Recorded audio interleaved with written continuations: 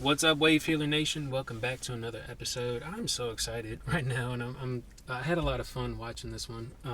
We have the filmmakers of the short film, The Rainbow Bridge, Suki and Dimitri, and we also have one of the lead co-stars of the movie, too. Guys, thank you so much for joining, and welcome. Thanks for having us.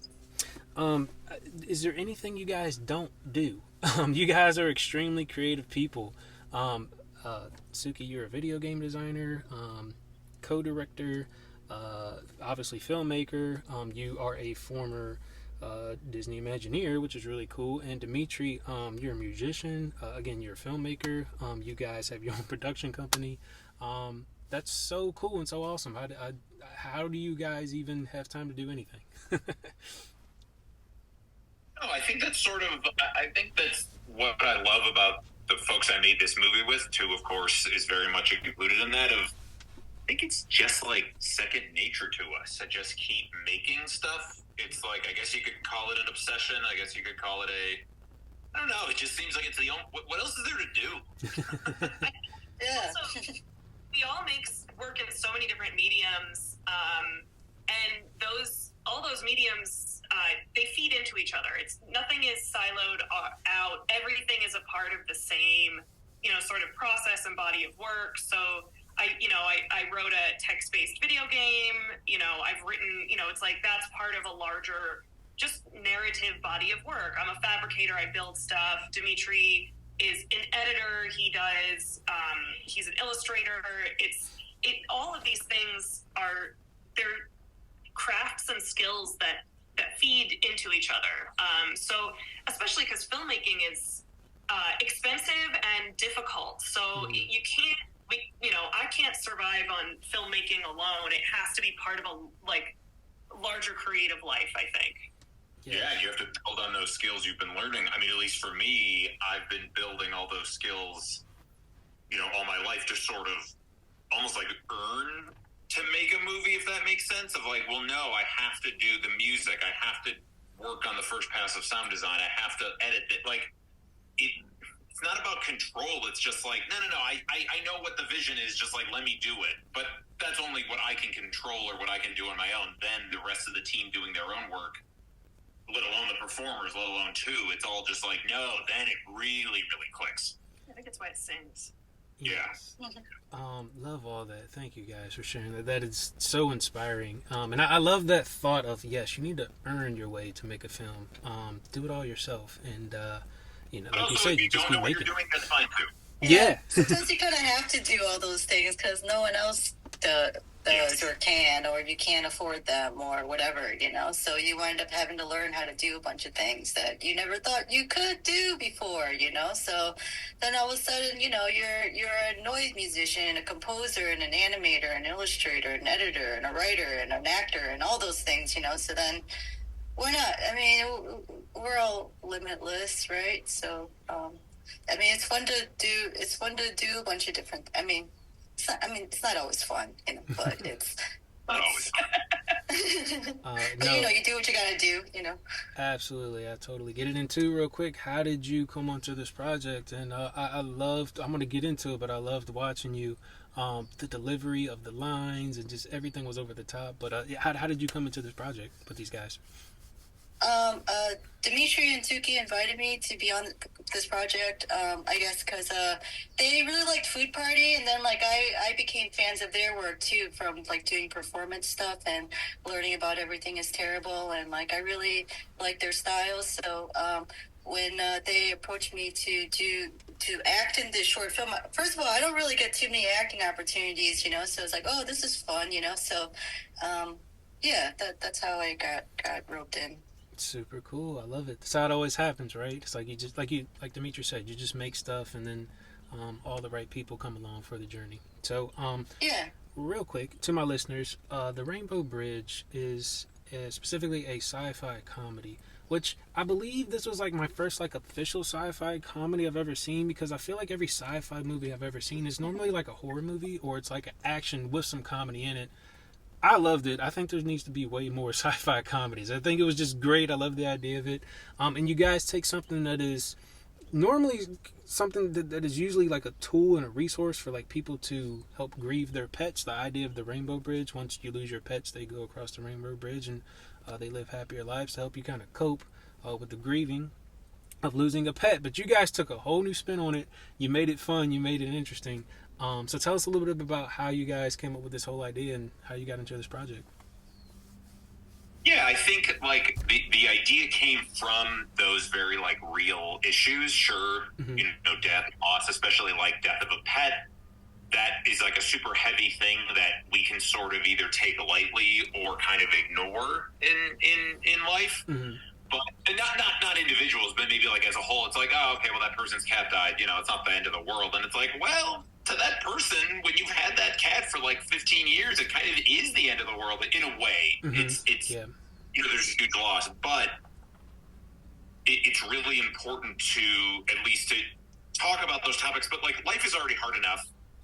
I don't want to make it more of a bummer. So it was really important to me to make something that was taking those topics and making it really fun and silly and crazy and, you know, like sci-fi comedy. You're right. Why are there so few of them? Yeah. Why? I don't understand. They're great. They're two great genres that for some reason people are kind of scared to put together. But again, if you have a reason for it, I think I was trying to earn it the whole time. I think, again, like going back to that, it was sort of like, well, I don't want to make this too sappy. I don't want to make it too cutesy. I don't want to make it like twee or anything like that. I really want to make it real and intense and fill every frame with a level of intensity. Well, not like overwhelming you too much. I think when we put together, you know, what are the ideas and themes we're interested in exploring, and then what are the images that we're interested in creating, like, I think that's kind of where, you know, Dimitri always wanted to make a film with two. That's been like something, you know, we've talked about for like 12, 15 years. We've just been longtime fans. And it's, you know, anytime we were chatting about what kind of a film to make, I mean, I think we're all so inspired by fantasy films, by science fiction, that when it comes down to what kind of images do we want to make on screen, it's like, why not have fun or reach or to be fantastical? And like, you know, Dimitri, you were just saying, like, you feel like there's a shortage of fantasy films, you know, and I agree with that. I feel like, you know, I think you're always making the kind of movies you want to watch a little bit. So, and when you go on like IMDb or Letterboxd or something, you look up fantasy, and of course, like worldwide, there's plenty, but again, not enough. And when you look at a lot of straight up fantasy, you know, the genre is very limited to like dark, earthy colors and very like muted and very serious and again, I love many of those films. Are some of my favorite movies ever. So I'm not putting any of them down. I'm just saying we don't have to be afraid to combine those genres and make something, I think, you know, that has something to say. And be colorful and funny. And why not fill every frame? Just fill every frame. Yes, absolutely. I love that you get this whole package in under 15 minutes. You have these two almost like evil doctors who are like these pet whisperers who like help you get through the grieving process, and they're bringing these people in, and what they're really trying to do is to try to like break through the rainbow bridge to like actually get to the other side where all the pets are, and little do we know that the people that they're bringing in, they're thinking that they're actually like trying to get some like therapy, and these people are real pet whisperers. Not at all. And so tell us a little bit about the script for this, because I love the dialogue and I love the delivery of the lines, like I said, between the actors. How much fun was that for you guys? Just being able to, like you said, make the movies we want to see. Who, you want to start? You want to take that as a performer? Yeah, sure. I mean, it was definitely the whatever they were saying a lot of like like what's it called, like techno babble, or like things they sound real smart, and I don't understand what they're saying, because they're using terms in their profession that I don't work in that profession, so I don't know, so, but I'm there for their expertise, so I almost trust what they're saying because I don't understand it, so it's that's kind of the dynamic of like how what they're saying, but otherwise, it's all the emotions are like really externalized, so they're really, it's like hyper expressive, so it almost just becomes like, like theater, so I don't know, it was cool. Yeah, I don't do subtlety very well. I think also, like, getting to work with Heather Lawless and James Urbaniak, these are like storied character actors. These are people who are like, to me, like the character actor is like kind of one of the purest forms of performer. They get to inhabit so many different things. They it's such a broad range they get to work in. So having James and Heather be kind of like a framework for two to work in was really like magic. Like it was such a great dynamic that emerged. And in terms of like, Dimitri and I were just talking about this, the words are on the page, like the jokes are all like, everything is written for two in two's voice. And we weren't like read every line as it's written on the page, but like get the vibe. But most of it actually did end up coming. When I look back at the script, it was like most of that is there, especially because of all that technical babble for sure. But yeah, I think these characters are very real to us, so it's easy to put words in their mouths. we had very long backstories on everybody. We're working on a feature version now where it's becoming very simple for us in a way to like, because it's like we've been thinking about these characters for the past year, and it's like, oh yeah, of course we know what Dr. Bailey was doing in the 70s. Of course we know that Herb has like new age albums that he puts out. Like all this stuff. None of it comes out. None of it comes out in the short. I don't want it to, but it's there. I think it's there for the performers too. It's there for the performers for sure, and like let alone all that. David Brown, who's also in this. He's in Jury Duty, which is not the '90s movie, the TV show that came out last year, which is brilliant.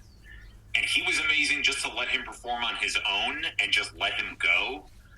That's his real cat at the beginning of the short, his real childhood cat. And just watching everyone, it's like, oh, we know everyone's life now from beginning to end. This is like such a world building is a part of it. I think that's where it becomes like, that's like the best advice I can give if anyone cares, is build your world, build your themes, all that stuff, sure, but build the world. Where are they? How intense or how minimal do you want it to be? Whatever that might be, really, really think about it.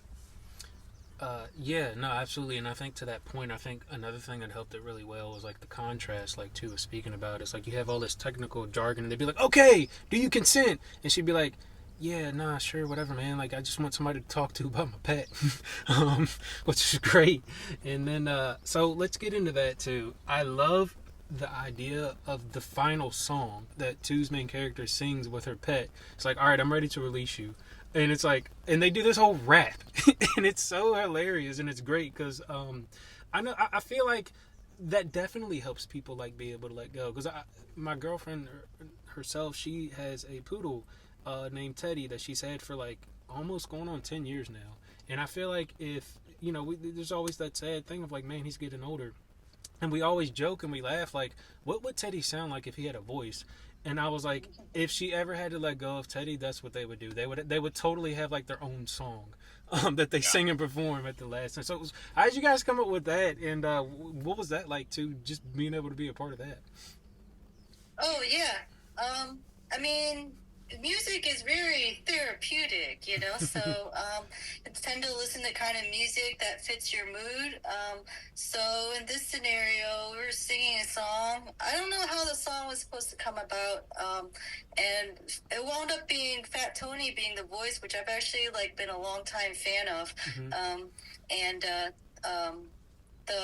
wound up being kind of like hardcore. I remember or there's a band. I'm in a band too, and we make kind of like what's it called? Like scat rap, digital hardcore. So we just kind of like scream a lot of gibberish too, that doesn't, like indecipherable lyrics and stuff. And then the instrument part is like pretty like intense and like not soft at all. And it's pretty cathartic. It's really fun because all I do in the band is like scream and play cymbals. So it's you can kind of express yourself musically in any way. So the song at the end is pretty intense. So that's kind of like how you feel when you feel sad. Sometimes it kind of like gets really like intense and like you want to scream. So the screaming part was, I think, kind of like fitting to how you might feel in that scenario. Especially in like that realm, you might not like scream in front of everyone on purpose, but can do it in that fantasy realm, and it's like how you feel inside, so Yeah, yeah, for sure. No, and I love your level of commitment. It's just straight faced, deliver it, boom. It was awesome. oh, thanks. Yeah, I debated on the song for like months before production because I was like, oh, maybe it'll be like a synth pop thing, or maybe it'll be something, whatever, kind of like in the style of 80s movies like La Mall, Neverending Story. And I was never happy with it. I was like, no, that doesn't feel right. But like Chu said, there's just something about screaming into the void that I thought was like, wait, no, that's the song. And I make music on the side, and it's something that it was like, no, just use this drum machine that's like super intense, super simple. Just be really, really simple with it. Just use drums. Let them do the work. There's just drums and screaming. Those are the only instruments. And yeah, very much inspired by like Death Grips, Atari Teenage Riot.